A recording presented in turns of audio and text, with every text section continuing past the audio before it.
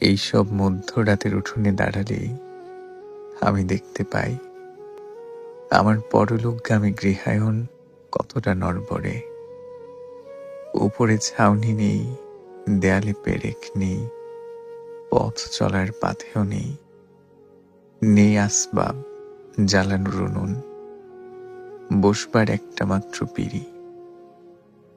খিলের নাম করে টেনে দেয়া আছে কেবলই কত খামখেয়ালি। ভরসার জন্য আমি একটি দিকই চিনেছি, তার নাম আকাশ। সেদিকে তাকিয়েও দেখি জমাট বাঁধা পাপ, রাত্রির অন্ধকার। সঙ্গী সহায়হারা অসহায় মানুষের মতো নিরাশ হতে হতে আমার মনে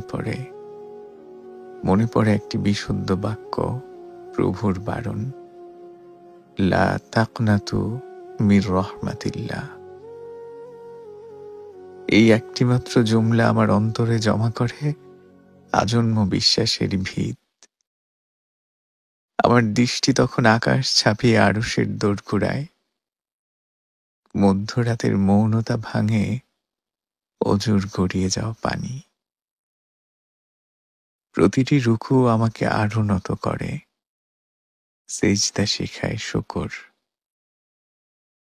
প্রতিটি রুকু আমাকে আরো নত করে, সেজদা শেখায় শুকর।